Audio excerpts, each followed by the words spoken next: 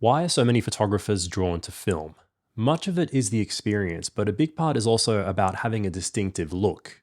It's the same reason that raw digital files often need editing. Without it, they're a bit like an uncooked meal, full of potential but not quite finished. Raw files are designed to be interpreted, and without that interpretation, they can feel similar across many different digital cameras. Developing your own style is something I've always encouraged on this channel, whether that's experimenting with different film stocks and scanning workflows, editing and printing, or creating your own presets rather than buying ready-made ones. And it makes sense to me that more camera brands have been leaning into tools that let you customize images with in-camera presets or things like film grain simulation. Because at the end of the day, most of us aren't looking for a pre-packaged style, we're trying to develop our own. Previously on the channel, I reviewed a couple of digital cameras that lean into in-camera customization, and more recently I've been exploring the Lumix system's Real Time LUTs. And although this video is sponsored by Panasonic Australia, all opinions are my own as usual. So what makes the Lumix approach unique is that the camera lets you build a custom look into the shooting experience itself. You can use actual 3D LUT files in real time, or layer them with the built-in photo styles and other adjustments into your own custom presets called My Photo Styles. Long story short, the level of customization is like nothing I've seen before, and it really lets you go deep into developing your own look. Additionally, using proper 3D LUTs as a starting point lets you make more intricate and nuanced looks before you even layer on other adjustments like grain, sharpening, or noise reduction. You can use powerful software like DaVinci Resolve or Lightroom to make precise adjustments to curves, HSL, or color grading before exporting a 3D LUT cube file to use in real time. For example, I created a couple of 3D LUTs inspired by my huge catalog of film scans across a variety of scenes and lighting conditions. I loaded these onto the Lumix Lab app on my phone and set them to use the Like 709 style as the base, since this was the camera matching profile that I used when creating the LUTs. Then I sent them to my Lumix S1ii and layered them with some grain and sharpness adjustments in the My Photo Style menu. There are other ways to do this, like sending LUTs directly to the camera using an SD card, or layering two different LUTs at various opacities combined with other tweaks. These can either bake into your JPEGs or video files, or be available to apply to raw images after capture. And that's the idea. You set them up to suit your shooting style, whether that's just photography, video, or both. For example, I set up a third style based on the built-in Leica monochrome option combined with some light grain and other adjustments, which I then saved as black and white film. By the way, if you want to give any of my color LUTs a try, they're available for free, and I have a chapter later in the video with more information. Thanks to the ease of creating LUTs, there is a growing library of looks you can try from other creators. Through the Lumix Lab app, you can go to the download tab to see heaps of options through various categories. These are available for free, and many are inspired by film.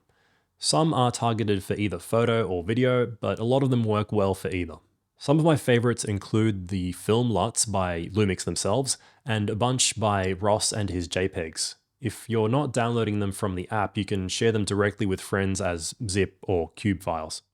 Touching on the Lumix Lab app a bit more, there are a few standout features that make it easier to personalize your style. When previewing downloadable LUTs in the library, you can add your own images to use as the preview. This will give you a better idea of how they will work with your images before going and downloading them. Better yet, you can download and edit raw images from your camera directly in the app, and that includes creating and exporting LUTs with adjustments to exposure, noise reduction, white balance, film grain, and more. This makes it easier to experiment and workshop your own style before sending LUTs back to the camera. Overall, I found the Lumix Lab app to be one of the best I've used in this category. It connects seamlessly and gives you various options for exporting and sharing, including an auto transfer feature that automatically sends images across to your phone. I tend to use the RAW plus JPEG shooting option, with the JPEG set at a small resolution with the fine quality. All the other options you'd hope for in a camera app work well, including the remote shutter control and live streaming options. With all those features combined, there's huge flexibility in how you can go about creating a style that's unique to you. Even when creating styles using ingredients from others, you can layer in your own tweaks and combinations uniquely according to your gear and preferences.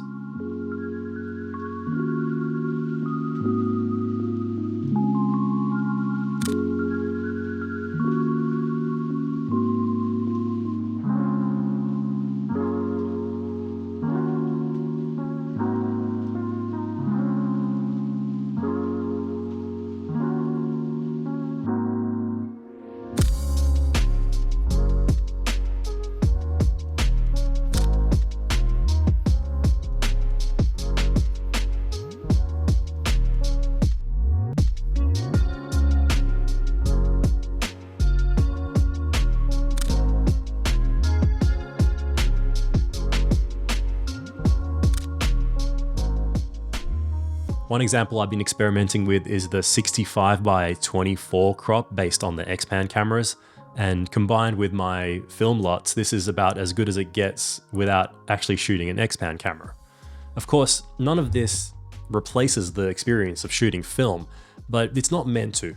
It's about developing a unique style using whatever inspiration you like. Everyone will shoot in different conditions using different exposure tendencies, lenses, filters, and so on. The ability to mix, match, and customize styles democratizes the process rather than locking you into anything too rigid. So if you'd like to try my color LUTs, head to the blog article in the video description and download the zip files, which you can then import into the LUT section of the Lumix Lab app. Make sure the Like 709 picture style is selected and then send them to your Lumix camera or use them within the app. I have been working with Lumix Australia to get these added to the creator library, so I'll add a note to the video description if there's any update to that. In the meantime, feel free to use these with your own tweaks and combinations. I like to save them in the My Photo style presets and layer them with low to medium film grain and reduced sharpening. They also work well with techniques I've described in this past video, like using vintage and manual lenses.